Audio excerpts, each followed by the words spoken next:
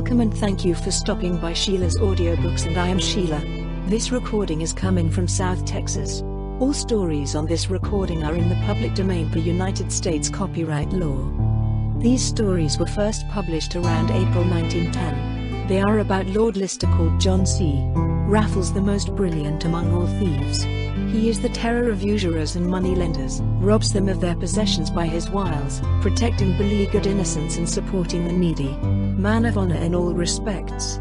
He persuaded that many abuses, protected by law, continue to proliferate with impunity. Every effort is made to apprehend Lord Lister, called John C. Raffles, the most brilliant of thieves. Reward, £1,000 sterling.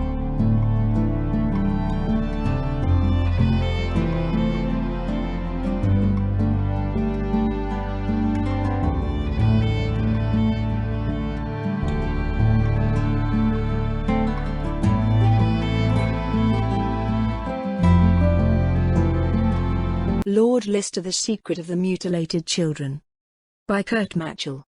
Chapter 1. The Failed Break-In. "I should like to know," said Lord Lister to his friend Charlie Brand, "where Mr. Pigot's millions come from. I don't remember the man ever running any business. Nor did I ever hear that he received a rich inheritance from the Indies or Africa. He does not come to the stock exchange, is unmarried, and in the 10 years that I have known him, he has done nothing but eat, drink and live well. He does not know any sport or other activity with which he kills his time. I need to get to the bottom of that secret." Lord Lister, as he spoke these words, sat in a comfortable armchair by the fireplace of his London home. John Raffles, the great unknown, spent his holidays in this house. He had furnished the house with all manner of art treasures from many countries, and there was perhaps no second person to be found whose dwelling was so lavishly furnished as Lord Lister's. The windows on the front street of Regent Park were shut, and only the part below where the old servant lived showed that the house was occupied. At the back was a small, neatly laid-out park, and here all the windows were open to let in the mild winter air. From the balcony Raffles could see Pigot's villa. The house shimmered through the trees to the left. Lord Lister's secretary had stopped reading and listened attentively to what his friend and master told him. He looked at the house and replied, "I believe, Edward, that most of the people who live in palatial mansions here in Regent Park have acquired their wealth in strange ways." "No doubt," replied Raffles. "But this Pigot is of particular interest to me. I will therefore go and pay him a visit, because I can no longer contain my curiosity. It's 5 o'clock now, we'll wait another hour, and as soon as it's quite dark, let's take a closer look at the millionaire's house." It was nearly 7 o'clock when Raffles set out with Charlie Brand. Both were dressed very simply, with their faces disguised. Without the slightest effort they jumped the fence that separated Pigot's territory from Raffles's. Pigot's villa also lay in a park-like garden, which was, however, twice as large as Raffles's garden. Cautiously they crept through the groves, while the great unknown lurked in all directions. A broad stairway led from the park to a large veranda partly closed by a marquise. As a result, John Raffles couldn't see if anyone was in the conservatory. The pair paused for a moment, which was wise, for a servant entered the conservatory and set a table lamp with a pink silk shade on a small table, after which he left. Voices rang out from the house, but no one appeared. Raffles and Charlie Brand lay lurking for nearly 2 hours, until the servant came again and took the lamp. Somewhere nearby, a clock struck 10 and the villa was now in complete darkness. "Come on," whispered John Raffles, "let's sneak into the porch now." They crawled up the stairs like cats. There Charlie Brand bumped into a table, causing some noise. Lord Lister stood motionless for a moment, and whispered a curse, when suddenly someone turned on the electric light in the porch and 3 men sprang at the secretary with revolvers in hand.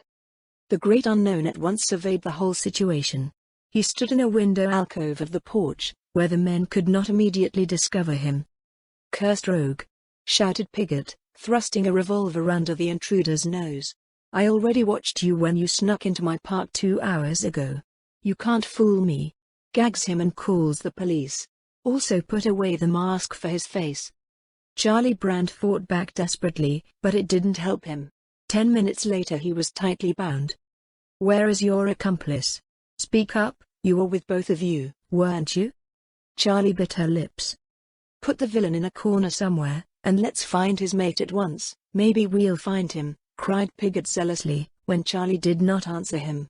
Just wait, little fellow, you'll die of wanting to break in here again. Bring him home. The two servants did as they were told and dragged Charlie, who was defending herself again, into the house. The millionaire, on this occasion, took the greatest pleasure in punching the defenseless incessantly in the back. Charlie was taken to the den and placed there on the carpet, while Pigott again ordered a police officer to be fetched. At the same moment Charlie Brand suddenly heard a strange noise. He lay with his right ear close to the carpet and as a result wonderful sounds came through to him. It was as if little children, who were in great pain, were crying. The secretary strained to hear well. He completely forgot his predicament and made every effort to learn where the sounds were coming from. At first he thought they were cats or dogs, but then through the carpet he heard the hoarse voice of a woman drowning out the weeping with a flood of invective. Bad bums, ugly screaming mouth, miserable cat's head. Charlie Brand at first thought the millionaire's children were crying like that, but that was impossible. While the secretary was pondering the secret, one of the servants had gone in front of the house, where he summoned a supervising policeman to arrest a burglar hidden in the house.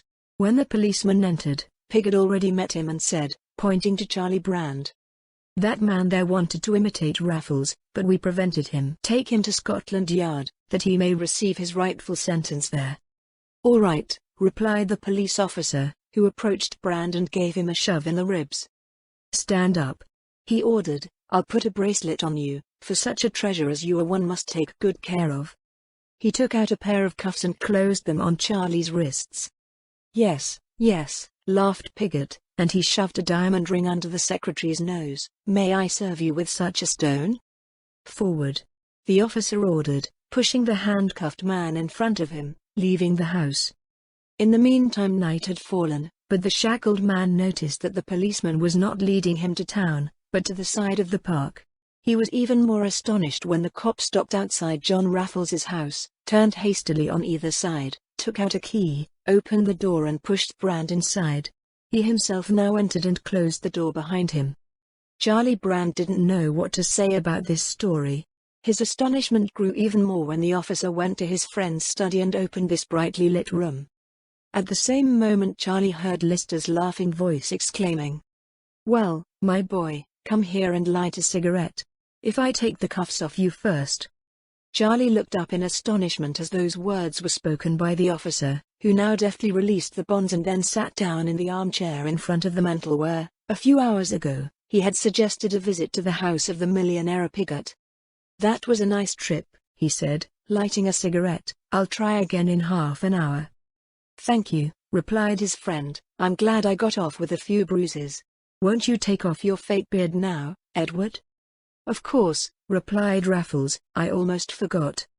Cut off the beard and now had his clean-shaven face again with the mocking, laughing look about his mouth. "I thought I was already lost, Edward. How could you rescue me so soon?" "Very easy. During the struggle between you and your attackers, no one paid attention to me, and I escaped unnoticed. I heard Pigott call for a police officer and then it was easy work for me. In a few minutes I was here, dressed as a policeman, and walked up and down in front of Pigott's house until the servant called me into the house to arrest you. Now I intend to visit that Pigott again. That guy is undoubtedly a villain." "Why do you think that?" "Very simple. Both of Pigott's servants, in spite of their beautiful liveries, look like a pair of real gallows birds. There are certainly a few henchmen who received their training in Whitechapel, and I bet they have earned the noose at least 10 times the noose.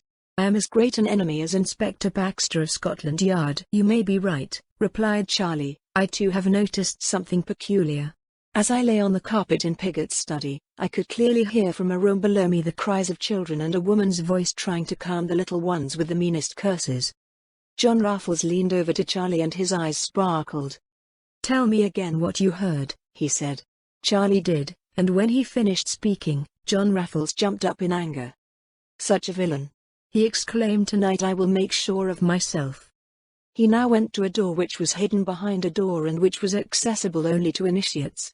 In a room behind it hung 100 suits, and in front of a large mirror were many boxes of all kinds of makeup. Next to it lay all kinds of wigs and beards on a marble slab. The room looked like an actor's dressing room. John Raffles took off the uniform and took a black woolen tricot, which made him almost invisible in the dark night. He put it on and hid the face behind a tight-fitting black mask. Then he took a small bag, opened it, and examined its contents. At first glance the contents were mistaken for a doctor's instruments. Small pliers, scissors and knives lay side by side, while on the other side were small bottles and a packet of gauze. This pouch, however, was not used for operations as referred to above, but contained the tools of the audacious gentleman thief. With the little barrels and pincers, which were made of the best steel, the great unknown opened every lock. In the silver bottles was oil and chloroform. The gauze was used to drip these liquids on it. With a black leather bracelet, Lord Lister buckled this bag on his left arm, so that he did not have to carry it, and thus rested, John Raffles left the dressing room. He reached out to Charlie Brand and said, "I may be out till tomorrow night, don't worry, my boy." "Greet Piggott from me and be careful," replied Charlie. "I hope to see it," laughed the great unknown, and disappeared past his balcony into the dark night. Chapter 2. Raffles at work.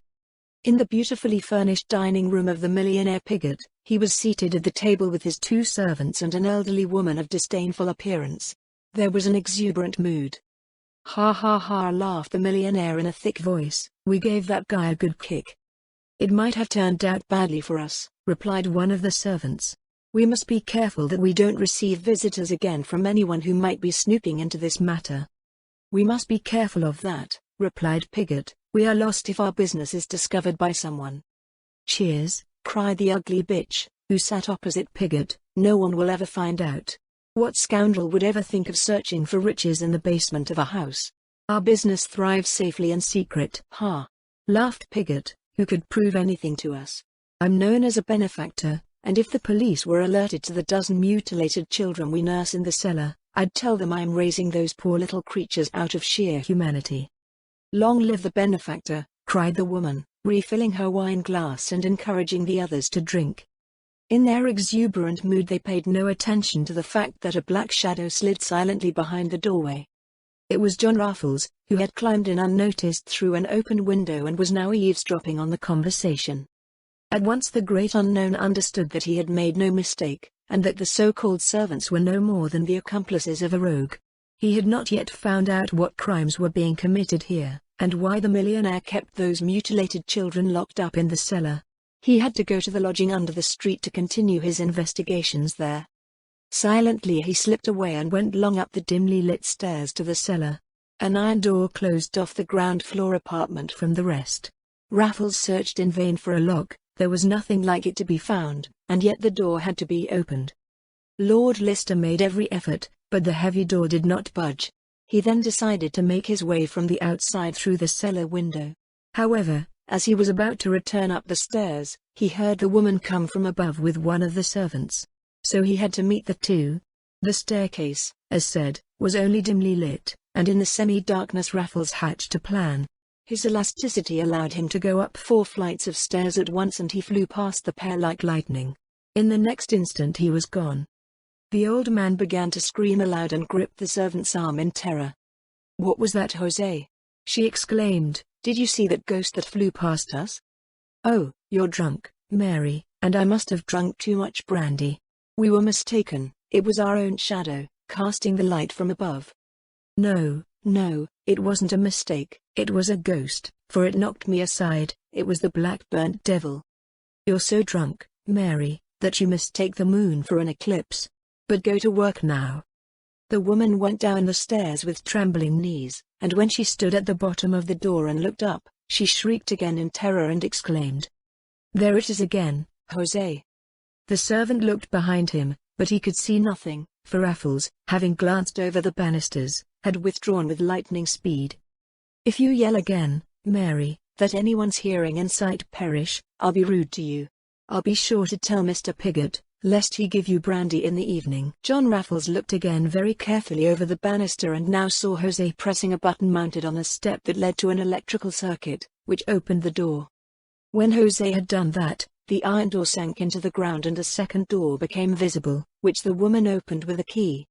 They now entered a dark passage. Raffles watched them close the door, and then the iron door rose again from the bottom and closed again in the same place. Silently the great unknown now flew down again and carefully tried to open the door. Queer. Though he pressed the button, the electrical conduction did not seem to work and the door remained above. After several unsuccessful attempts, he concluded that it was impossible to gain entry, as the two on the other side had cut out the battery. So he had to try to gain access to the cellar space from outside. Undetected, he left the house and crept around it, but searched in vain for a cellar window. The openings that had previously existed before that were bricked up. Raffles understood this from the new lime smeared in the openings and understood that this measure had been taken to hide a crime from the world. From his bag he now took some instruments and set a rotary drill on the masonry place, and like a razor-sharp diamond the steel flew through the lime as if it were soft butter. It took some time for the drill to do its job, and now John could see Raffles through a small opening in the cellar vault. He discovered a faint glow of light. The crimes were most likely committed in another area. A disgusting smell met Raffles through the small opening. In a morgue, the air couldn't be more tainted. Now he clearly heard the woman's voice. "Bring the scourge here, Jose, I can't see very well there, and when you put your eyes out, it's all the more important, otherwise the worm will start to cry." As if stung by a viper, Lord Lister tumbled back. What was that woman doing there? He could not imagine the terrible. His well-known cool-headedness failed him when he remembered that only a few yards away from the child they deprived a child of the best he possessed, the light of the eyes. He strained again to see through the small opening in the cellar vault, and now he could clearly see the woman and the servant, called Jose, carrying a child, clad in rags, and not more than 1 year old, on her arm. "War. Hold the head," cried the woman, "the worm resists." Raffles's heart almost stopped. What happened there was too bad. The woman made a knitting needle glow in a lamp which she held in her hand, and put out the child's eyes. Almost simultaneously with the child, John Raffles, the man with the nerves of steel, gave a cry of horror and recoiled, as if he himself had felt the glowing knitting needle in his face. John Raffles thought for a few seconds. That was the most terrible thing he had ever experienced. What would he do?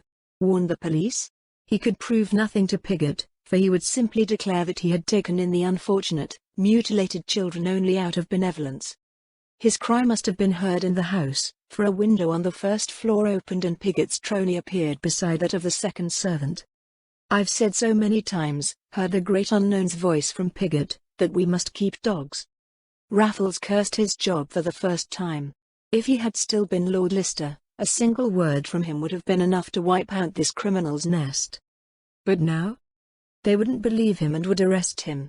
But nevertheless, the crime was so terrible, and the suffering of the unknown victims so horrific, that if he failed to reach his goal of punishing the criminals, he resolved to go to the first judge and tell what was in it. The villa came to pass, even if he were also arrested. Before anything else, however, he decided to go to Piggott personally. Again he crept into the house and hid himself in the drawing room, as Piggott had not yet gone to his bedroom. He remained hidden behind a curtain for nearly 2 hours, until all had gone to rest in the house. Then he appeared. The millionaire's bedroom was on the top floor, and with great dexterity Raffles succeeded in opening the locks silently and entering. A bluish light burned in the room, casting an eerie glow over the room.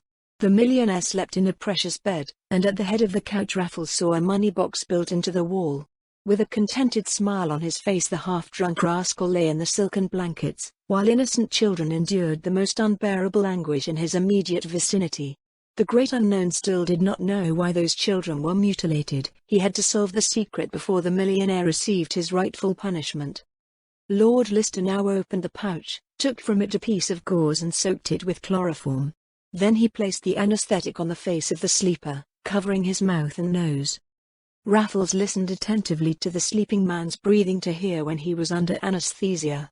When he had satisfied himself that Piggott was under heavy sedation, he took the gauze from his face and threw it on the carpet.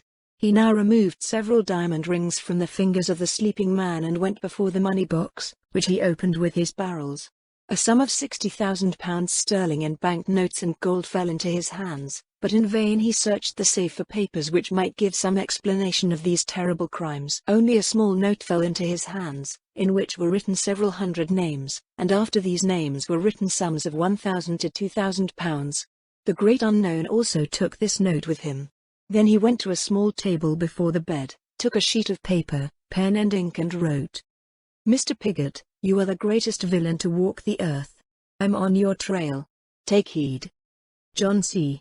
Raffles." He cast a glance of burning hatred at the sleeper and whispered, "It would be best to cut the throats of you and your accomplices, but I don't want to get ahead of the judge in this case." Gently he closed the bedroom and crept to the lower floor, where he opened a window, jumped down into the garden, and disappeared. It was dawning when Raffles returned to his room where his secretary was waiting. Startled, Charlie Brand sprang to his feet when his friend, having taken off the black suit, sat down before the hearth, his face upset, and said, "Give me a glass of whiskey, Charlie, I've been through horrible things." His secretary gave him what he had asked for, and Raffles hurriedly drank 2 glasses of whiskey in a row, quite contrary to his custom. Then he lit a cigarette and, lost in deep thought, stared straight ahead for several minutes. "What happened to you?" Thus Charlie Brand broke the silence.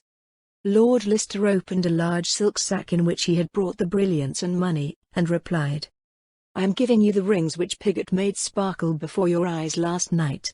Furthermore, I have here about £60,000 sterling, and I beg you to take this money also, except for a small portion, which I must use myself.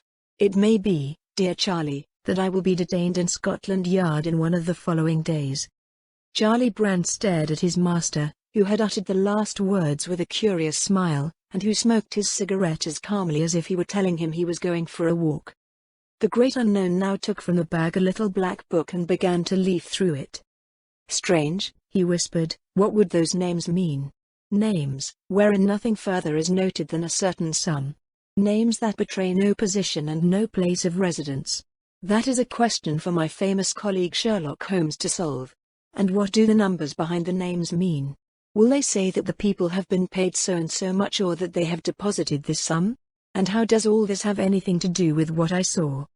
When Lord Lister finally fell silent, Charlie Brand asked, "Wouldn't you like to tell me what keeps you so busy?" "No, my boy. I don't want to rack your brains with the dreadful thing that now preoccupies me." "Then would you perhaps tell me what those words mean, concerning your imprisonment in Scotland Yard?" "I can't give you any information about that at the moment, dear Charlie, but maybe tomorrow. And now let me think for a few minutes." For nearly an hour Lord Lister sat by the hearth in deep thought. He smoked half a dozen cigarettes and seemed to have finally found what he was looking for. He got up and said, "I'm going to rest for half an hour and then take a bath. Do you want to make sure that breakfast is ready by then? I will go out after breakfast." He disappeared into his bedroom, leaving Charlie Brand alone, who now went to break the precious stones from the gold rings and put them in a purse which he carried in his breast pocket. Then he melted the gold rings together in a small crucible, which he heated electrically. Then he counted the banknotes, put them in a wallet and also put the gold in the bag. Meanwhile Raffles had rested and Charlie Brand heard that he had gone to the bathroom. The secretary now had breakfast set up by the old servant, and just as it was ready Lister came back in, bade Charlie good morning, and began to eat breakfast with an enviable appetite. After this he disappeared into his dressing room and stayed there for an hour. Charlie Brand meanwhile read the morning papers and amused herself with a message saying that the editors were sorry that there was nothing new to tell about the great unknown and that he had probably gone on a journey to relax a bit. Charlie Brand hadn't finished the paper when his friend came back in. Startled, the secretary jumped up. He thought he saw before him a stranger, an old neglected beggar from the darkest London, ragged and hideous in appearance, the type of a man who lives in the dirtiest slum in a slum full of vermin, or who is happy when he can stay overnight in the homeless shelter. Raffles had disguised himself in such a creature. "I'll smoke another cigarette in your company, my boy, and then I'll set out to try to solve this hideous secret of this Piggott. You can consider this house yours in my absence. In case of danger and the police do a search, I have prepared a small shelter here in which you are safe from any detective." He led Charlie Brand to a double door and showed him how behind the wainscot was a secret spring that had to be pressed. Then appeared an opening so large that a man could easily stand in it. The Lord closed the opening again and said, "No one will look for you in this hiding place. You will know where I am from the papers. By the way, leave everything to me and worry about nothing." He reached out to his secretary, and had the latter not known that this was the hand of his friend and master, he would have shivered to touch this filthy, filth-coated hand. And yet under this filth lay the slim, distinguished, aristocratic hand of Raffles. Charlie Brown led his friend to the front door, and watched him for a few more minutes, until he disappeared into the mist which so often covers London in the early morning. Chapter 3. The Hunting for Raffles. Inspector Baxter was sitting in his study in Scotland Yard dictating a message to Detective Mahome when an officer entered and announced that a certain Piggott, a millionaire living in Regent Park, wished to speak to the inspector. "Leave me alone with your millionaires," exclaimed Baxter in an exasperated tone. "I have had the most miserable experience with these people in recent years. Let them better keep their money and their valuables. Only when they've been robbed do they come to me and nag me, and if I don't put the money back in its place, they run to the papers, who amuse themselves about it and write about my clumsiness." Detective Mahome, nicknamed the Flea by his colleagues, smiled ironically at his superior's statement and asked, "Tell me, Lieutenant Baxter, where are the robeds to go to make their complaints?" "Shut up, Mahome, and mind your own business," snapped Baxter. "It's been the same song for years when a millionaire comes into my desk." "And what's that song like?" "Raffles," shouted the inspector. "Raffles. For it is he who visits the millionaires and sends them to me. Accursed. If only I could get hold of that Raffles." He walked up and down his desk like a polar bear and rolled his eyes wildly. As soon as he thought of Raffles he lost all self-control, for that name worked on him like a red rag to a bull. "What are you still standing at the door?" he asked the waiting agent in an angry tone. "I await your orders," replied the latter. "Bring in the millionaire," replied Baxter stiffly. The officer disappeared and the inspector sat down at his desk. 2 minutes passed. Then the door opened again and the agent replied, "Mr. Piggott." Baxter turned in his chair and surveyed the entrance with a brief but keen eye. Then he arose, bowed and said, "Will you sit down?" Breathing heavily, Mr. Piggott place. "I'm very excited," said Mr. Piggott, wiping the sweat from his red forehead with a handkerchief. "I was robbed last night, my whole fortune is gone. My safe has been broken into and nothing left in it but this note." He handed Baxter a small slip of paper. It had the name of John C. Raffles on it. Piggott had cut the strip from the letter, as he, quite understandably, preferred not to have the remainder read. Baxter looked at the strip as if it were a hot plate. Before he even started to read, he already knew what was written on it. In this way Raffles acted alone, and Baxter read the name without great surprise. He then carefully laid the slip of paper on his writing table and asked Mr. Piggott, "How much has he stolen from you?" Without hesitation, Piggott said, £180,000 sterling. He lied, for he called 3 times the sum stolen. "How much?" asked Baxter, as if he had misheard, and Mr. Piggott repeated the sum. "That is colossal," exclaimed the inspector. "How did you come so frivolously to keep such a large sum in the house?" "I've had those habits for 20 years, replied Piggott. "I kept the money in a cupboard in the wall." "You see that this did you no good," said the inspector. "I am surprised that you were not more careful, knowing that Raffles is in London. And now tell me how the whole affair has turned out." Piggott took a breath, and began to recite a condensed tale.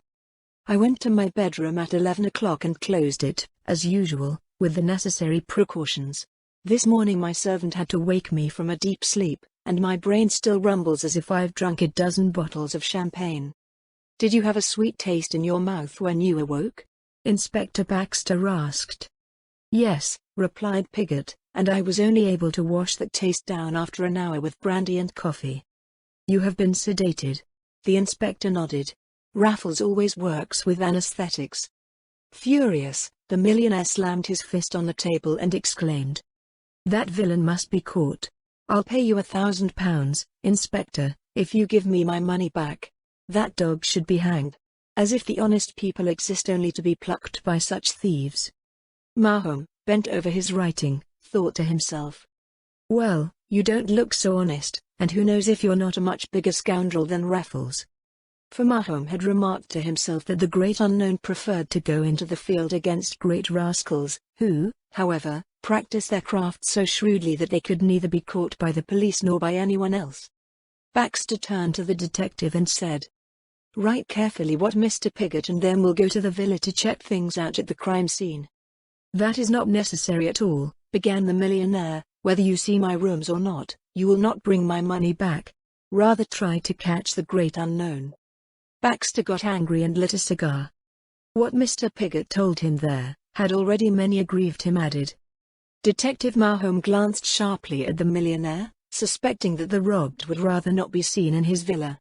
Baxter, however, ignored that and replied, "You're right, Mr. Piggott. Raffles must have left nothing in your house other than the note."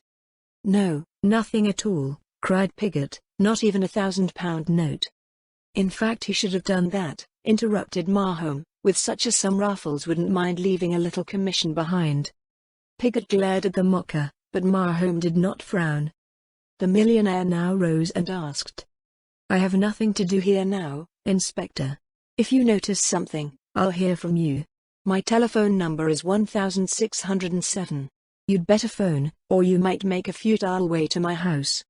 These words added to Detective Mahome's suspicions, and when Piggott was gone he said to Baxter, "That man seems very suspicious to me, Inspector." "You're mad, Mahome," replied Baxter. "You're going to start your old song again, and of course you're going to say that man looks a lot more suspicious than Raffles. You seem to distrust all millionaires." Mahome laughed. "Prove me the opposite, Inspector. I can't help but feel sympathy for Raffles, and not least for all the people who were robbed by him." "Shut up," thundered Baxter. "I don't want any sympathy from you with a thief. You seem to have missed your job." Mahome laughed again. "Oh, if I were as dexterous as the great unknown, I'd gladly trade my trade with his, if only for the sake of pranking my colleagues again and again, and you too, Inspector Baxter."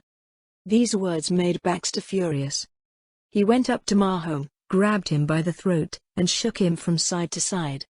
"I tell you," and his face turned red with anger, "that I could strangle you with these fists, because the actual Raffles is already driving me crazy." Mahome remained dead calm and panted once. Then he gave the inspector a rib thrust, sending him flying backwards. "I hope, Inspector," he said, "that you will indeed have the great unknown here at your office one day. I'm only a little afraid that you won't know who was with you until the man is long gone from Scotland Yard. Now stop your talk, Mahome, and give the various police stations the necessary information about the Piggott case." "Oh, let's not do that, Inspector. I believe we're already on 18 cases looking for Raffles. We can spare ourselves that effort today."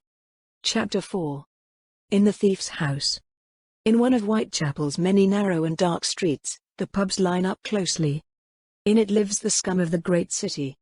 Shrouded in rags, mutilated and hideous with misery, the rich at once stand or sit together in the rooms where tobacco smoke and brandy smell spoil the atmosphere. Raffles entered one of these taverns and asked the innkeeper, in a voice hoarse from the excessive use of brandy, for a glass of gin. The innkeeper looked suspiciously at the foreign guest, set the gin in front of him, but held the glass until Raffles paid a penny for the drink. It took a long time for John Raffles to dig up the coin from a filthy bag. This search for the penny made the innkeeper, who saw in the visitor a police spy, less suspicious. He did not know that John Raffles was capable of playing his part to the smallest detail. At last the great unknown had got hold of the coin and gave it to the innkeeper. He made a gesture as if he were handing the man a whole capital for the glass of brandy. Then he swung the most common gin down his throat and stood in front of the counter, as if he still didn't agree with himself whether he should pay another penny for a second glass. The innkeeper, looking sharply at him, said, "The gin is the best. If you have any more money, you can drink so much here until you can't find your way out of the pub." Raffles, looking greedily at the glass, muttered a few unintelligible words and began to search again for a penny in his pockets. But he seemed to seek in vain, for with a heartfelt curse the innkeeper heard him say, "I really don't even have a bit of a splash anymore. You don't seem to understand your profession too well. You had to have a lot of capital at your disposal. I know beggars who have their own houses, but you seem to be still too green." Yes," replied John Raffles, "I am from New York and have only been in London for 4 days. There is also a sad bit to be earned here." Are you from New York? Then how did you pay for the crossing? I had saved so much. So, do you have any more money? Why? Then I will advise you how to earn £2 a day. Tell that to someone else. I'll gladly pay you $500 for such advice. I believe that. But perhaps you can give me another piece of advice. And that is? I'd like to make you earn some money, but I can't tell you here. Your customers look at us too much. I'm curious to hear what's on your mind. Come behind the counter. The innkeeper, a large square fellow, opened a small door and let the bum into a small dark room, located behind the pub. The man lit a smoking kerosene lamp. This seemed to be the pub owner's bedroom. Make it short, he said, I can't leave my customers alone for long. They would have drunk all brandy on me in a matter of minutes, without me getting a penny for it. Lord Lister glanced around shyly to see if no one could listen and also looked under the bed. Don't worry, said the innkeeper, no one's here. Tell me, are the dog catchers from Scotland Yard looking for you? If you have money, I want to hire you. No, chap, but I haven't had a hot bite since I've been in London, and I'm craving a piece of roast meat. How do I get it? Not by me, bawled Jackal. Or did you think I'd treat you to some tasty treats? Steal it and eat it, if you have it, that's my advice. I don't have to do that. He stopped and looked around again. For the devil. What do you have? I have money. But I can't spend it. You have stolen papers which I must keep for you? Remember, half is mine. I have no stolen money, but when I left New York I took my savings from the bank, and they paid them to me in high notes. Now I don't know where to exchange those papers. You will be so quickly wrapped up in that, for no mortal believes it is money honestly earned. How big is the banknote? $10. $10? And you call that high? My customers sometimes exchange £100 notes. I haven't made it that far yet, said Raffles, and he began to unbutton his patched coat, but maybe I'll get there someday. Wait a second. I have to get the money out from under my shirt. Several seconds passed before Raffles produced a large pack of bills, tied together with a long strand of yarn, from which he extracted a $10 bill. Unbeknownst to the innkeeper, the great unknown watched the innkeeper intently and saw that his eyes were twinkling with greed. I see you have more than I thought, said the innkeeper. You're an ass that you don't use it for a business, doubling your capital in a few weeks. I must get to know you better before I go into that, replied Raffles evasively. Get to know me? Me? The innkeeper rushed. Ask anyone you like, if I'm not a deadly honest fellow. You can trust me, and I will exchange you the $10 bill. A quarter of that is for me. All right, said Raffles, give up the money, for I have a damned hunger and want to sleep somewhere else tonight but under the open sky. You can sleep here. I always have a place for my customers. You can warm all your pests for free. The innkeeper went into a cupboard and took out a leather bag of money. Carefully he counted out the sum of £1 and 6 shillings in small pieces of money and placed them on the table in front of Raffles. Give me your $10 bill, said the innkeeper, but don't touch the money until I've convinced myself that you haven't put a counterfeit bill in my hand. John Raffles gave the requested and the innkeeper held the bill up to the light. All right, he said then, pinch your money. Now the great unknown took up the coins, which he threw one by one on the table to check whether they were real. My money is good, said the innkeeper, who did not like this. Raffles, however, took 4 shillings and drew a black line on a piece of newspaper with it. What do you mean? Asked the innkeeper. That's lead. Nonsense. The best you can do is spend. Did you only have a few thousand of those things? One of my clients will sell you £5 of those things for £1. You can make better things difficult. Raffles pocketed the money. Before the two left the room, the innkeeper said again. Don't be mad, and put your money into a business I recommend to you. It's fair profit. I'll think about it, replied Raffles, and left the room. Then he drank another glass of gin and left the pub. On the street he took a deep breath in the open air, although it was still impregnated with all kinds of stale smells in this part of the city. It was like coming out of a pigsty. But still, chance hadn't brought him into this pub. In the book he had stolen from Piggott, the name Blue Inn was written several times. He therefore assumed that the innkeeper had a close relationship with the millionaire. He had been looking for the pub almost all day. Wherever he saw a beggar, he had met him and told him that a friend wanted to see him in the Blue Pub, but he did not know where he was. On the Waterloo Bridge he had met a cripple who was carrying a hideous, pitiful child. That child was blind and had no feet. Raffles saw that almost every passerby put a coin on the tin plate, which this most wretched creature held out in her hands. The great unknown also saw that the cripple, on whose lap the child was sitting, immediately put the money with him. From this man John Raffles got the address of the Blue Pub.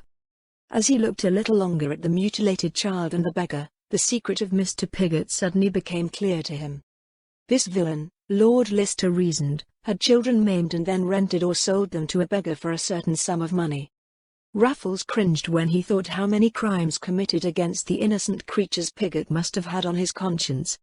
All he had to do now was have the convincing evidence of Piggott's crimes and, if possible, buy such a mutilated child from him. He hoped to be able to do that in the Blue Pub. So he went back to the pub again at 11 o'clock in the evening, when all kinds of men and women, even children, were crawling around it. Girls and boys of 7 or 8 years of age drank to adults and spoke the most debauched language. When the innkeeper saw his client that afternoon, he asked, "Well, have you eaten anything?" "Yes," replied Raffles, "I took it once, though I've only collected 2 pennies all day. Here in London, the money is not on the rocks either." "You are an unlucky person," replied the innkeeper, "but I advised you to accept my proposal.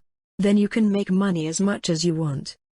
The innkeeper could clearly see that John Raffles was looking at him suspiciously. The great unknown drank in silence the glass of gin that stood in front of him and for which the innkeeper did not immediately demand the coin again. He trusted Raffles now. Lord Lister emptied several glasses, and the innkeeper was not indifferent either. He put all the pinstripes on the table in front of Raffles. When both had drunk a dozen, Raffles laid 2 shillings on the table. One of them was false. "I'll give you 6pence more," said the innkeeper. "I'll take half that shilling, because you're a customer."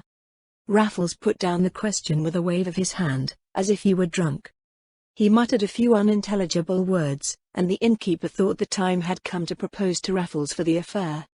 "Come to my office," he said. With a somewhat swaying gait, Lord Lister followed him behind the counter and entered the innkeeper's bedroom, who offered him a chair, lit the lamp, and sat down opposite his client. "Look, friend," began the innkeeper, "look, I've seen you have enough money with you to set up a profitable job."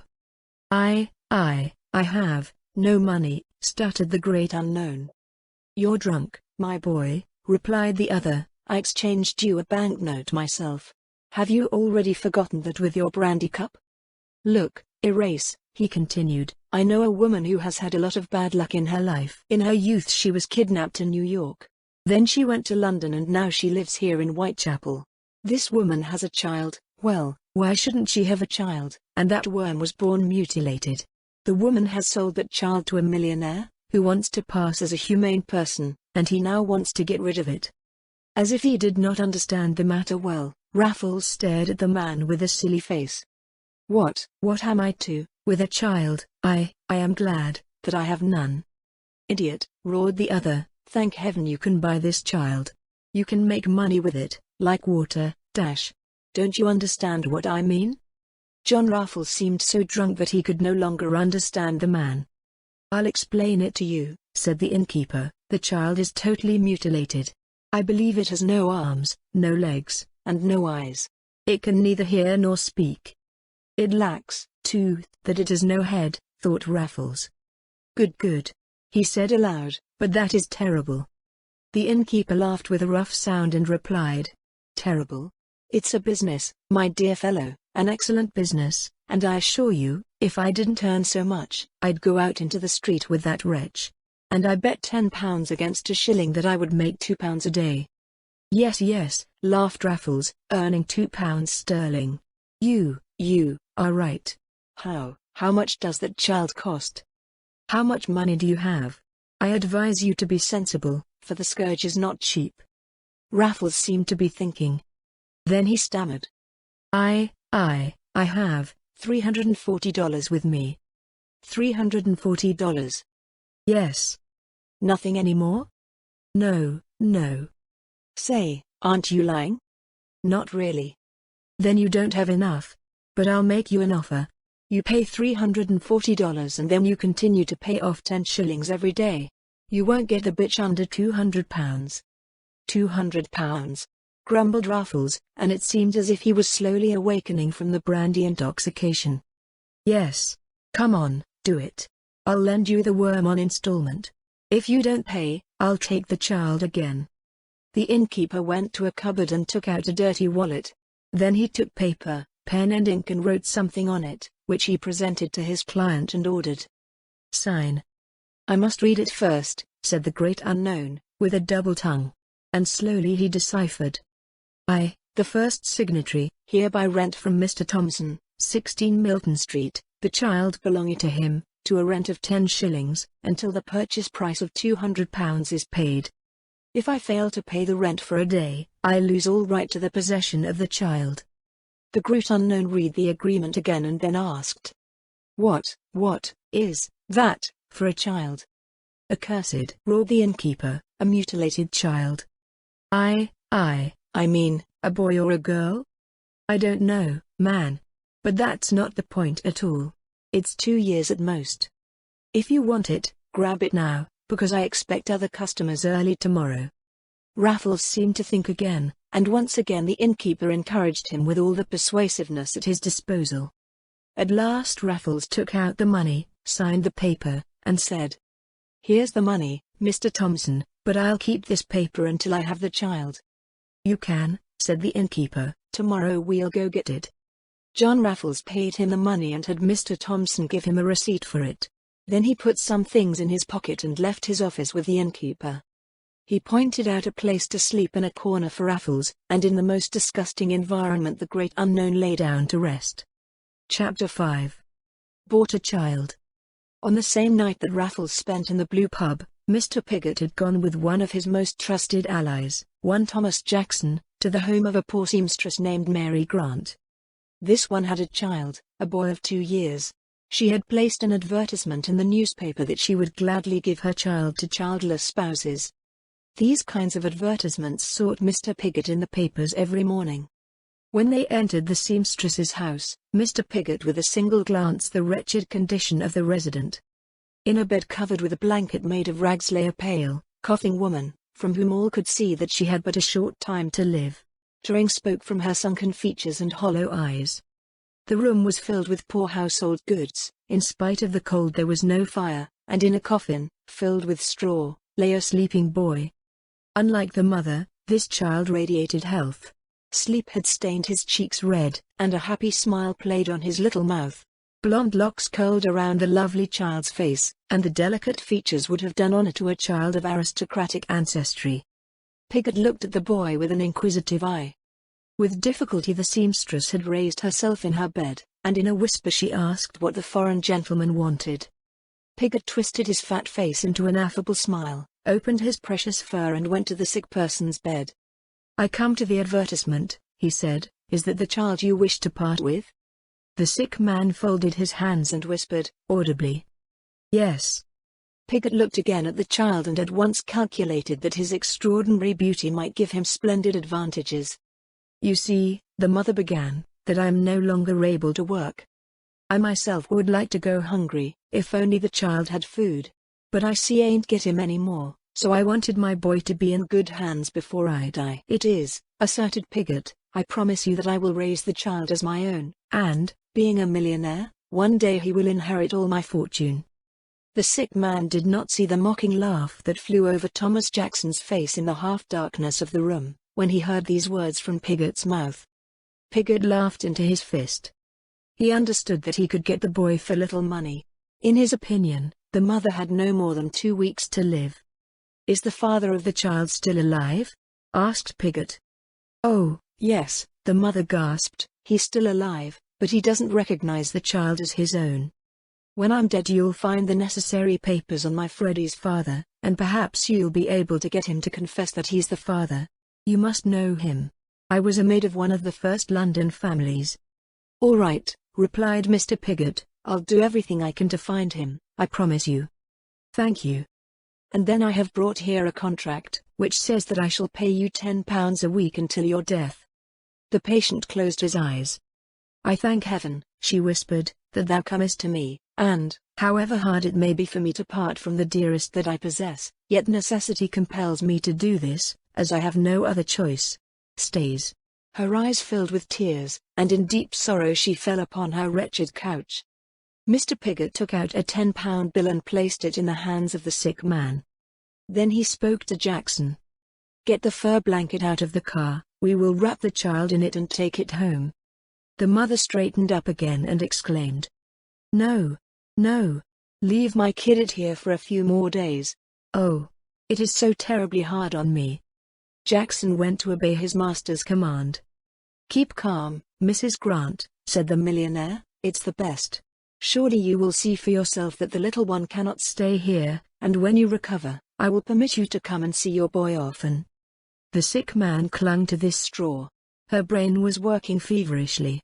Perhaps she could recover and only felt so weary from weeks of hardship. "Then give me Freddie again," pleaded the unfortunate. Mr. Piggott took the boy. For a moment he looked at him, sleepily, with his black eyes. The mother put her arm round the child's neck, clutched it to her, and covered his face with kisses. Indifferently, without the slightest emotion, the villain looked at this touching farewell, while silently cursing at the soft-heartedness of the women. The child had put his arms around the mother's neck. "Why are you crying, mother? Is that a naughty uncle?" "No, no, child, he is a dear uncle, who will take you for a while and give you nice toys." "A railway train too?" "Yes, also a railway." Jackson came in with a warm blanket. The millionaire spread them out on the bed and said, "Come, little boy, I'll wrap you in the warm blanket and take you to all the pretty toys."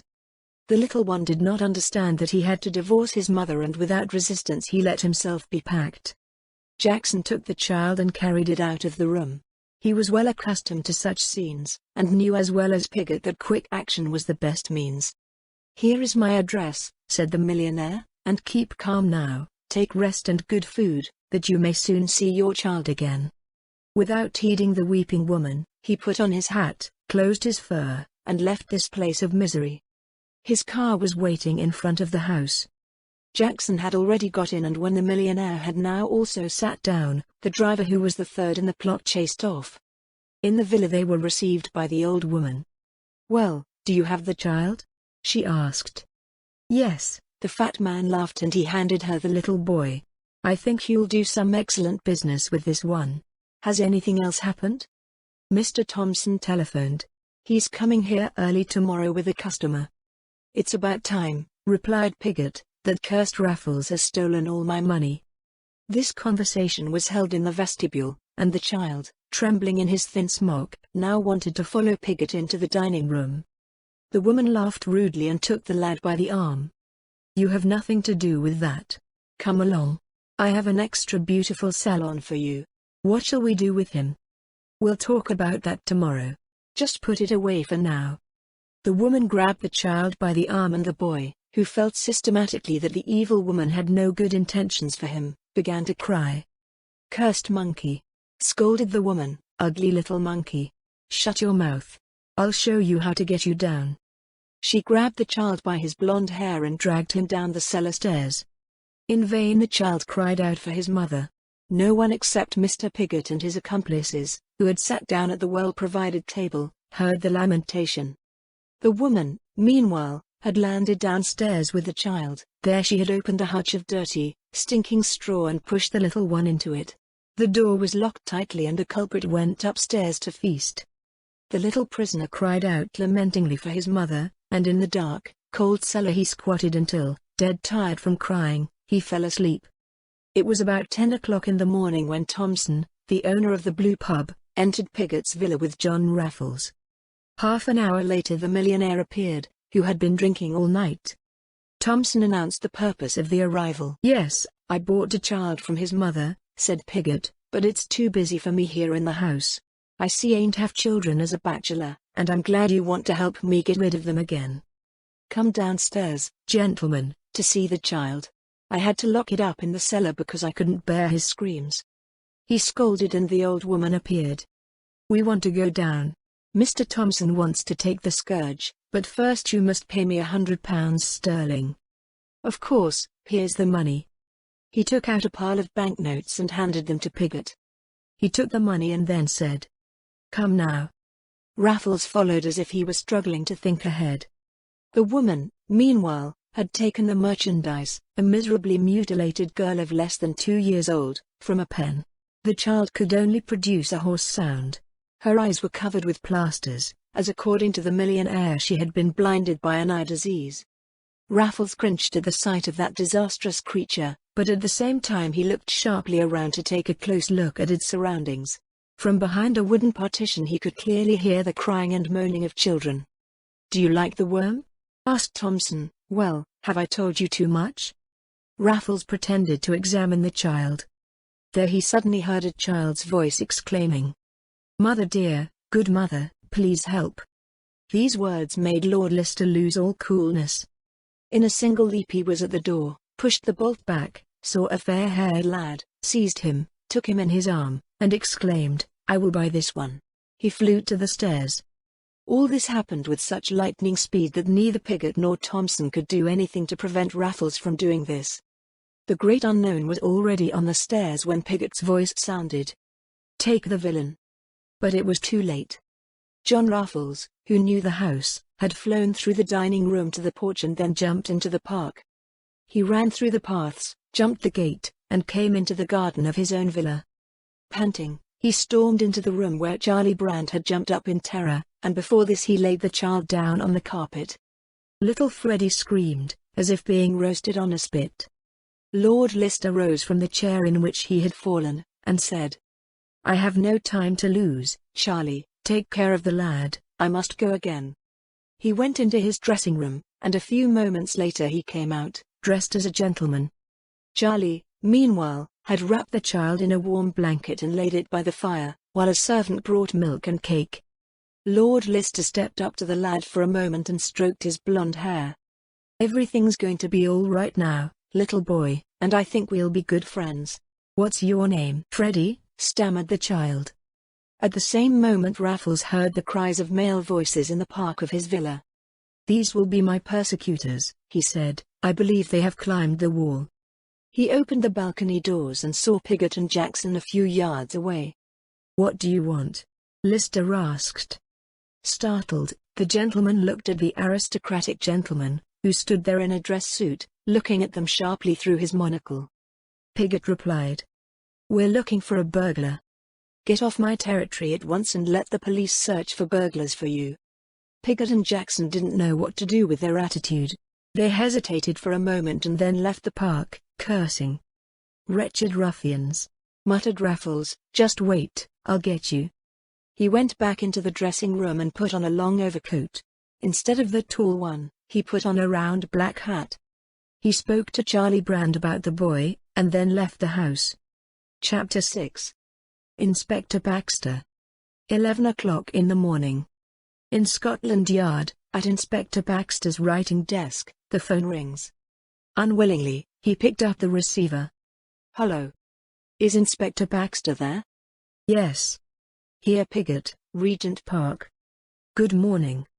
"Tomorrow. What is your desire?" "Please come at once with some detectives. I have discovered John Raffles. He must be arrested." "What do you say? Are you sure?"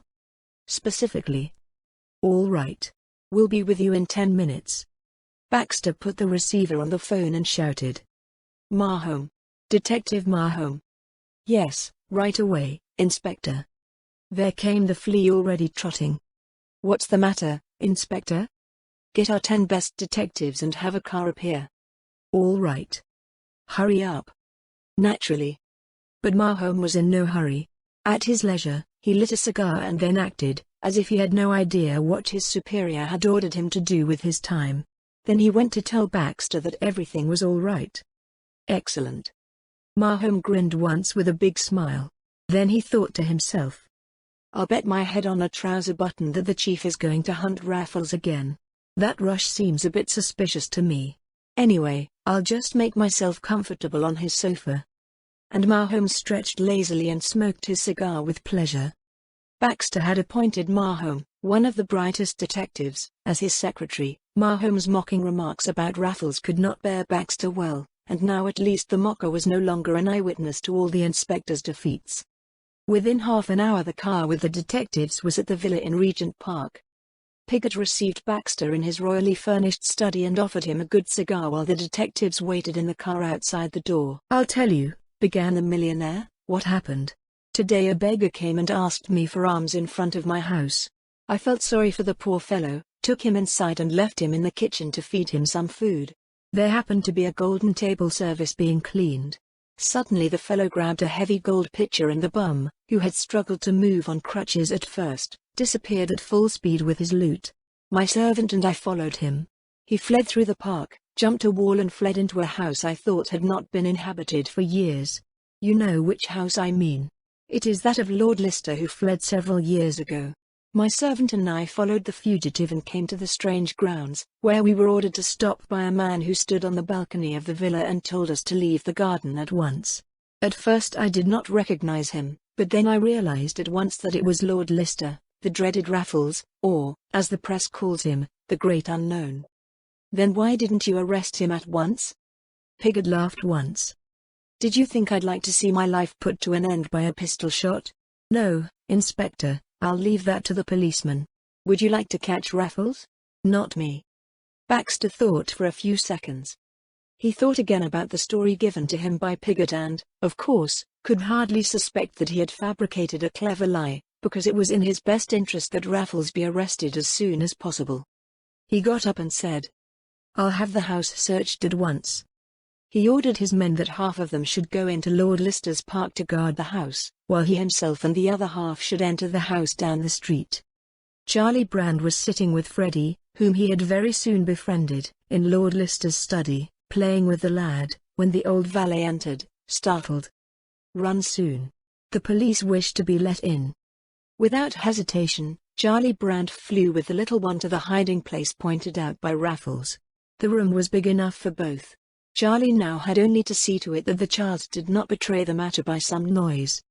"Shut up, kid, or that naughty old woman will get us," he whispered. The memory of that bitch silenced the little one. In fear he threw his little arms around the neck of his protector and hid his head on his shoulder. Through the wooden wall Charlie heard the voices of the detectives and Baxter. "I searched here for years," he said, "and then Raffles managed to escape through that clock and lock me and my colleagues in this bedroom. It looks like a fox den in here and the devil knows if we will ever find him. At that time we knocked on all the walls of this room, removed all the paintings from the wall, picked up the tapestries, but nothing could be found, just as little as now. It amazes me what those toys are doing over there by the hearth. In any case, we will take it with us." One of the detectives took the toy Charlie had brought out for little Freddie and put it in his bag. House for nearly an hour, but John Raffles was nowhere to be found. Without informing the millionaire, Baxter rode his men back to Scotland Yard, and there disturbed Mahome in his glorious slumber. The inspector awoke him with a jolt, and loudly reproached him for neglecting his duties so much. The flea looked at his boss with a mocking smile. Baxter was of necessity informing the detective of the course of the investigation, but it was necessary as Mahome had to draw up the protocol. When Mahome saw the children's toys, he took a puppet in his hand and burst out laughing. "John Raffles is a philosopher, Inspector." "Why?" Instead of giving any answer, Mahome sang loudly. Oh blissful, to still be a child." "You are a madman," said Baxter. "Stop your singing and rather advise me what to do in such a case." Mahome thought for a few seconds. "I think it's best if you go and walk with that Piggott, who claims to know Raffles so well, through the streets of London in search of the Great Unknown." "That advice isn't bad," said Baxter, and he left the station with two of his men. Mahome laughed into his fist. He could now continue his interrupted nap. Piggott was not at all pleased with Baxter's proposal to spend several hours sauntering through London and trying to discover Raffles. But he feared Raffles too much not to make every effort to discover the man. And this effort, apparently so foolish, would indeed be rewarded. Baxter was just pondering whether to dine with Piggott at Hotel Cecil, when suddenly the white-faced millionaire grabbed Baxter's arm and pointed to a person who, in a grey coat, was walking slowly, smoked a cigarette and entered the hotel. "What is it?" asked the inspector. "Do you see a ghost?" "No. Not a ghost, but Raffles." "You are mistaken," said Baxter. "Where is he?" "Over there. He has entered Hotel Cecil." I recognized him at once. The two hastened and just saw the back with the grey coat disappearing into the vestibule of the hotel. Again Piggott repeated, "That's Raffles." But so great was the fear of Raffles in Baxter that now, wherever he was so near, his knees buckled. He was unable to walk a step. At last he was so upset that he called his two detectives from across the street. "Have you seen a gentleman in a grey coat?" Baxter asked the hotel doorman. "Yes," replied the latter, "he has entered the reading room." Baxter went to the designated hall at the end of the hall. "Thank you." Here was Lord Lister. When Baxter was about to enter the hall, Lister left to fetch an address book, and when he saw the police inspector, he immediately thought to himself what he should do. "There he is!" shouted Baxter.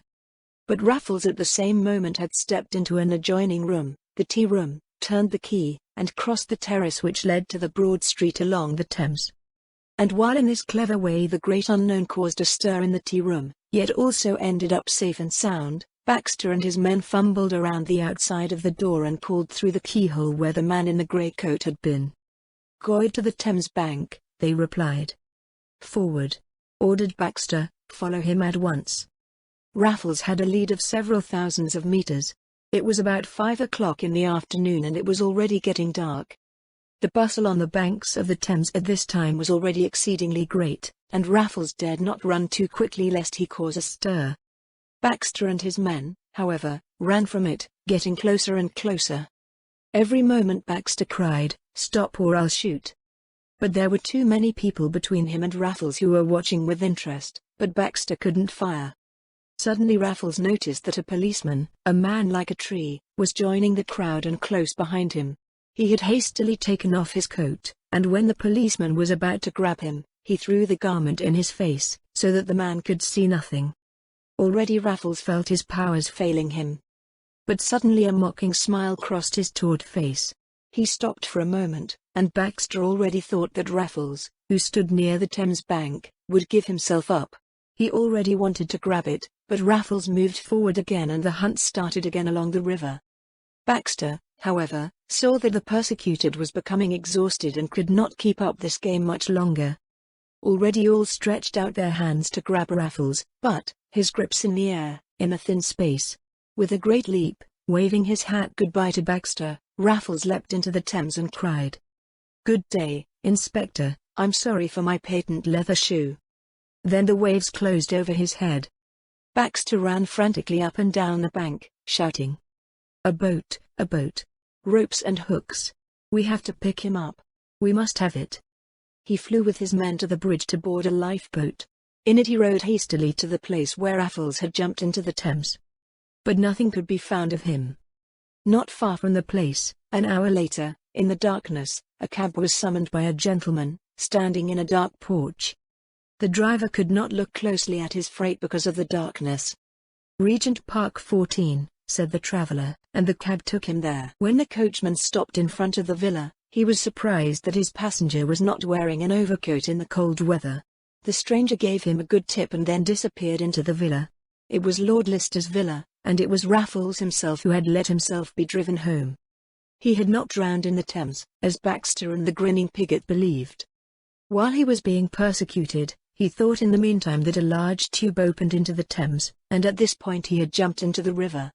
He was an excellent swimmer and could easily work his way up the tube to where it opened onto the street. In this tube he remained until darkness fell, then he lifted the lid and stood in the street. He was taken to his house in a cab to change clothes. Then he learned from Charlie Brand that his house had been visited in vain by the detectives. He looked again at the sleeping Freddie and kissed the boy on the forehead.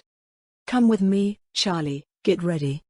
A few minutes later, Raffles in elegant fur, smoking a cigarette indifferently, was strolling with Charlie Brand through the streets of London, listening with keen interest to the newsboys who, in extra issues, reported his death in the Thames. Chapter 7. By the Lord Mayor.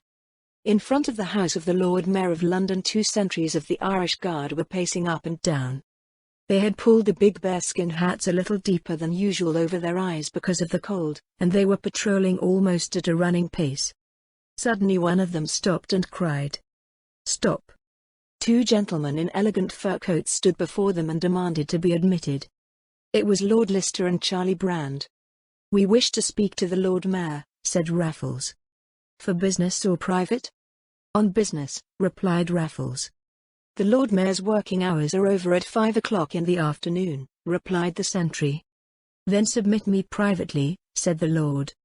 "That too is impossible," said the sentry. "The Lord does not receive today, because he has yet to work." "It's all right," said Lord Lister, continuing with Charlie Brand. Across the street he stopped and looked at the large building in which the Lord Mayor of London lived, and a light on the first floor showed Raffles the room where the Lord Mayor was probably working. A moment later he said to Charlie Brand, "You go home now, my boy. Good night." "And what are you up to?" asked Charlie Brand. "I want to speak to the Lord Mayor of London." "But that is not possible from what you have heard." "Nothing is impossible." He reached out again to Charlie Brand, who saw Lister walk with an elastic step over the pavement, lit a match and lit a cigarette with it. Then Charlie saw him pass the Lord Mayor's house and then enter the house next door. Charlie left. He couldn't understand what Raffles was doing there in that building. Lord Abercron, Lord Mayor of London, was working with his secretary in his study. He was engrossed in the documents before him, so that he paid no attention when his chamber door was opened, and first looked up in terror when his secretary sprang up suddenly and exclaimed in a loud voice, "Who are you? What do you want?" Lord Abercron also rose and looked at the door. There stood the slender figure of a stranger, the type of a gentleman. "What do you want?" asked Abercron, "and how is it possible that you were let in?" The stranger approached and said, "Excuse me, but if I wish to speak to the king, I am admitted. I enter wherever I please, and no guard or officer can block my way." These words gave Lord Abercron a slight shiver. Was that a madman or a ghost? "I do not understand you," he said, "but as I see the proof of your assertion before me, you will have the kindness to explain to me in more detail whom I have the honor to speak to." The stranger bowed with a friendly smile and said, "My name is John C. Raffles." The Lord Mayor and his secretary flew back in terror.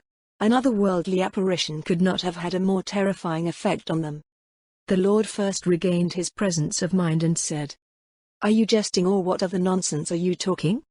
"No nonsense," replied Raffles, "or do you think I clambered over the rooftops for pleasure?" "Over the rooftops?" repeated Lord Abercron. "Yes," replied Raffles, "I jumped over to you from next door. That was quite a dare." "If you have no ill intent," said Abercron, "though you are the much talked about Raffles, why do you come to me in the middle of the night?" "Because my message cannot be delayed," replied the great unknown. "I come with the help of your lordship to ease the terrible sufferings of unfortunate creatures. I even run the risk of having me arrested and thrown into prison." Now Lord Abercron looked intently at Raffles, and remembering that Lord Lister was his classmate before he devoted himself to the sport of burglary, he said, "Sit down, Lord Lister. It must be some important thing that drives you to venture into the lion's den. Shall I send my secretary away?" "I leave that entirely to you. Allow me to tell you my story now." And Lord Lister began to tell him the story of Mr. Piggott. While Lord Lister was with Lord Mayor, Baxter had returned to Scotland Yard. It was about 9 o'clock in the evening to hand over the night shift to his colleague Thomas. Then the telephone rang and Mahone picked up the receiver.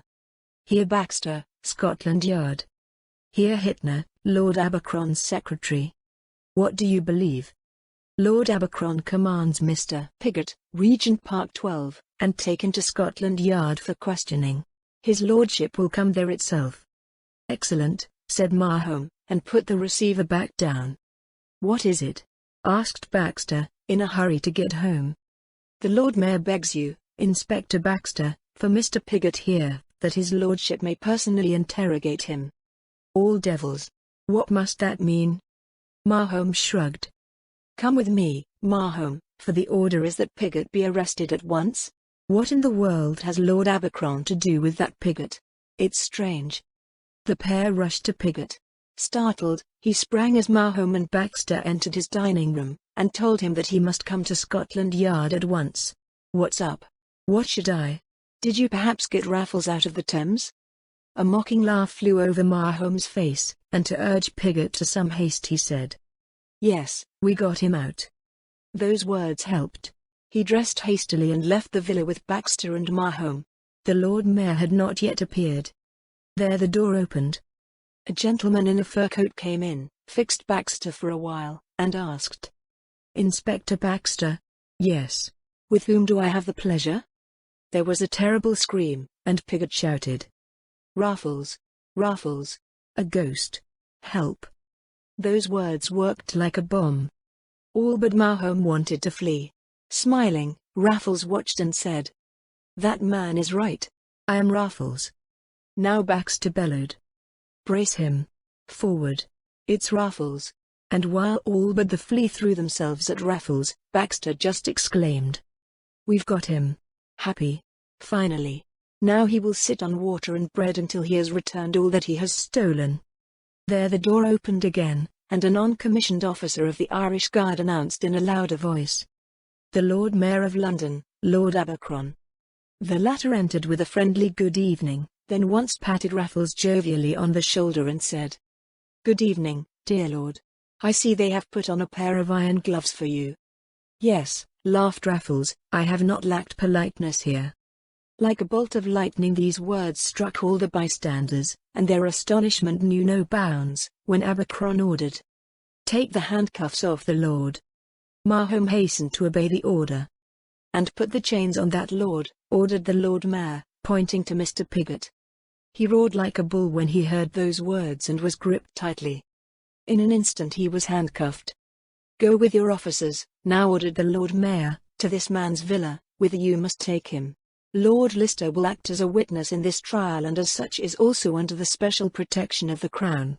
So you must not do the least to him." Baxter and all the detectives bowed low, and the whole procession from Scotland Yard, with Mr. Pigott in their midst, went out, a few more doctors joining them. So they went, with Lord Lister at their head, to the villa in Regent Park. Mahome, sitting in the car next to the handcuffed Pigott, noticed that, when they had arrived at his villa, he suddenly wanted to let out a loud scream to warn his accomplices. But this did not come to pass, for when Mahome saw what Pigott was about to do, he pressed his hand over his mouth with lightning speed, and the scream was muffled. His hand did not take Mahome away again until the door of the villa had been opened. Jackson stood on the doorstep, and too late saw that they had been caught, for already he was seized and handcuffed. It was not so difficult now to arrest the third accomplice and the woman. Lord Lister now led the others into the cellar. He soon succeeded in opening the secret door, the mechanism of which he knew, and the gentlemen thus soon arrived in the cellar, where such horrific scenes played out before their eyes that they thought they had been transported to hell. From filthy pens, on heaps of straw that had been rotting for months and in which vermin was rampant, the doctors produced little creatures that had been artificially mutilated in the most cruel way. They were children, boys and girls up to the age of 3, all of whom had been deliberately mutilated and robbed of their limbs. The stumps were burned with red-hot irons, and then healed as well as they could. If the unfortunate child lived, as we saw with Raffles and Mr. Thompson, it was sold to some London beggar, died from the terrible pains, and was thrown into a subterranean well. The doctors present immediately interfered with the poor bastards and had them taken to the hospitals. From the subterranean graveyard the doctors extracted 70 skeletons or corpses in an advanced state of decomposition. Several detectives fainted at the sight of all this misery, and Raffles claimed that he had never witnessed such horrific scenes even on the battlefields of Egypt or South Africa as the sight of these innocently murdered creatures. While the doctors and some detectives cleared the cellar, the Lord Mayor and Raffles made their way to the bedroom of Mr. Pigott, whom they searched. In a millionaire's coat pocket they found the newspaper in which the poor seamstress Mary Grant offered her little boy for sale. This ad had Pigott quoted in blue pencil. Raffles took this paper and then bade Lord Mayor and Baxter follow him to the next house. Charlie Brand, who waited with the greatest impatience for Lord Lister's return and in the greatest nervousness, was not a little startled when he suddenly heard the house bell ring and heard strange voices. He was about to hide again in the hiding place designated by Raffles when he heard Lord Lister's voice saying, "Over here, gentlemen, up these stairs." A few minutes later the door was opened and Lord Lister entered, accompanied by Lord Abercron and Detective Mahome. Lord Abercron looked around in amazement and admiration. So that was the much infamous thieves' den, where it looked so cozy and comfortable. But Raffles did not leave him too long. He took him to the bedroom and showed him the blonde boy there. The child slumbered quietly, and a smile played on his lips. "Here is the little one," said Raffles, "whom I stole from the scoundrel, and besides," he turned to Charlie Brand, "I robbed that man for £60,000, which I now turn over to you with a kind request, this sum of money, to spend for the sake of the unfortunate victims, the maimed children." He had Charlie pay out the money. Lord Abercron took the money, looked at it for a few seconds, and then looked at Raffles. Then he extended his hand to him and said, "I envy you your sport, Lord Lister, and, by the result you have given me today of your labours, I should wish to be a Raffles." With that, he shook his hand again. "I have to go, it's getting late." "Not too late to give anyone great joy, though. I will go and find the mother of this child and bring her the boy back." "I will take care of mother and child," said Lord Abercron. "Come to me tomorrow and tell me what I can do." Lord Lister bowed. "Allow me," he asked, "that I let you know one more desire of mine?" "And that is?" "I have some excellent ropes here at home. I believe Inspector Baxter bought them from a roper at the time, intending to hang me from them, and left them here at home. Baxter's intention has not yet been implemented. Would you perhaps take those ropes as a present from me to Mr. Piggott and his colleagues?" Lord Abercron laughed. It was his first smile this evening, and Detective Mahome laughed too, as Lord Lister pulled out a tangle of rope. He gave them to the Lord Mayor of London, saying, "A real Raffles drop for Piggott and his accomplices." The next issue will contain The Legacy of Eaglestone.